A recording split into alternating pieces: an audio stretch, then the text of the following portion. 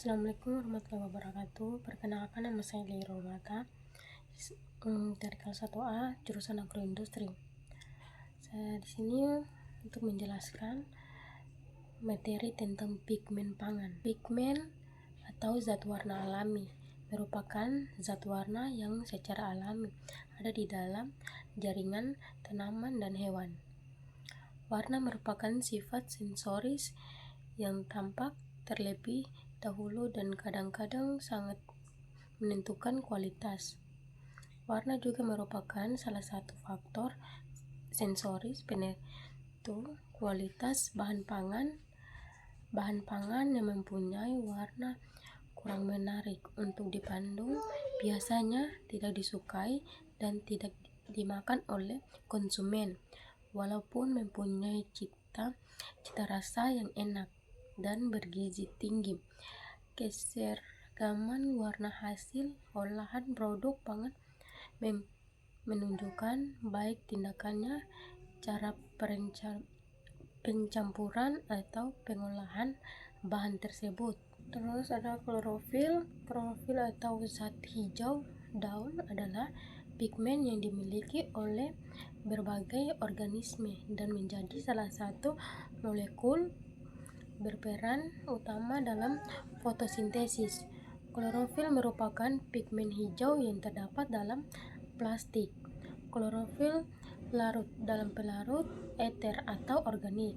Struktur kimia klorofil terdiri dari 4 piror atau terpeno dihubungkan dengan mentil N mengangkat Mg dan Mg mengikat pinol. Klorofil secara umum ditemukan dalam 2 bentuk, yaitu klorofil A dan B dengan perbandingan 3:1. Flavonoid adalah kelompok senyawa-senyawa yang terdapat dalam tanaman. Hampir semua bagian tanaman mengandung pigmen ini.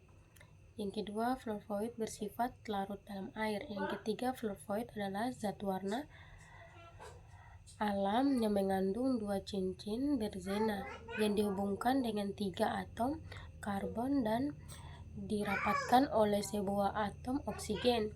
Yang keempat, flavonoid merupakan antioksida yang berbasis tanaman dan berperan dalam melindungi pembuluh darah dan sistem saraf pusat.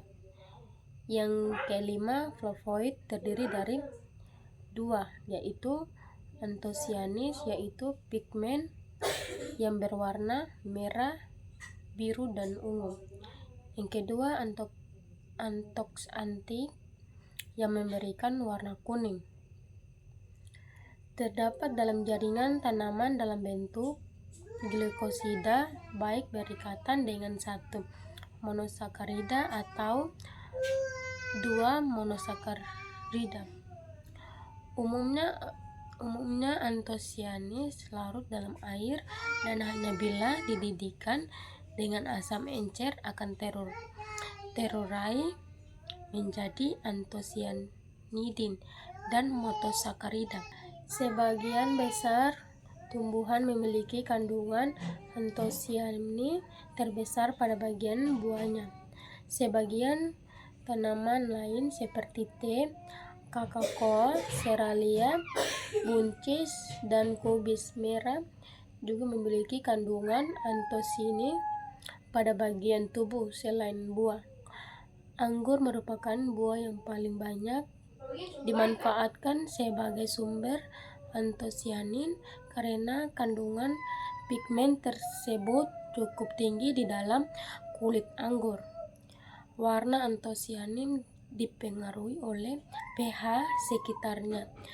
Pada pH rendah berwarna merah, sedangkan pH tinggi berwarna violet biru. Konsentrasi antosianin menentukan warna. Semakin pekat, maka warna semakin merah. Antoksanin memberikan warna kuning pada produk pertanian dan terdapat dalam jaringan sel. Antoksantin merupakan psikosida dengan 1 atau 2 monosakarida, yaitu ramosa dan glukosa. Pemanasan dengan asam encer akan mencegahkannya menjadi flavon dan turunannya atau flavon, flavonol, dan isofonol, dan monosakarida. Contoh antoksantin: quercetin pada kulit bawang atau hespersitu, jeruk, dan lemon. Tanin adalah suatu senyawa polifenol yang berasal dari tumbuhan berasa pahit dan kelat yang bereaksi dan menggumpalkan protein atau berbagai senyawa organik lainnya, termasuk asam amino dan alkaloid. Tanin disebut juga asam tanat yang asam glutamate. Tanin dapat bereaksi dengan ion dan membentuk warna gelap yang hanya digunakan untuk membuat tinta. Tanin mudah sekali dioksidasi dengan permanganat dan dapat dititrasi. Tanin terdiri dari codeset tanin atau katekin dan hidrogen tanin atau glutanin elekitanin. Katekin banyak terdapat dalam apel, anggur, dan pir. Teh banyak mengandung katekin dan apikatin yang teresterifikasi dengan asam gelat. Tanin terutama dimanfaatkan orang untuk menyamak kulit agar awet dan mudah digunakan. Tanin juga digunakan untuk menyamak, mengubar, jala, tali, dan layar agar lebih tahan terhadap air laut.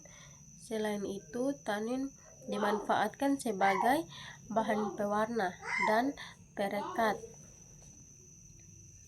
Senyawa yang banyak digunakan dalam penyamakan kulit adalah ketenkin dengan berat molekul besar, sedangkan yang terdapat dalam buah dan sayuran adalah yang berat molekulnya kecil. Tenoil adalah zat warna kuning, oranye, dan merah. Oranye yang larut dalam lemak tetapi tidak larut dalam air. Karotenoid terdapat pada hampir semua bagian tanaman. Karotenoid terdapat pada jaringan buah, pepaya, mangga, kulit pisang, tomat, lombok merah, ubi jalar, dan didapatkan dalam jaringan produk hewan seperti kuning telur. Pada tumbuhan, karotenoid mempunyai 2 fungsi, yaitu sebagai pigmen membantu dalam fotosintesis dan sebagai pewarna. Dalam bunga dan buah. Dalam bunga, karotenoid yang merupakan tetraterpenoid kebanyakan berupa zat warna kuning, sementara dalam buah dapat juga berupa zat warna jingga atau merah. Karotenoid yang terkenal adalah eosinophil. Senyawa tersebut berperan dalam proses penglihatan. Pigmen yang termaksud karotenoid adalah karoten atau pada buah-buahan yang kuning dan merah, lycopene, tomat, dan capsaicin atau cabai merah. Karotenoid umumnya terdiri dari 40 atom karbon dari 8 unit isoprena. Karoten merupakan sumber provitamin A dan bila degradasi menjadi 2 molekul vitamin A. Protein mengandung banyak ikatan rangkap sehingga mudah mengalami oksidasi. Oke, itu saja penjelasan saya. Sekian dan terima kasih. Yeah, yeah, Bobby Valentino.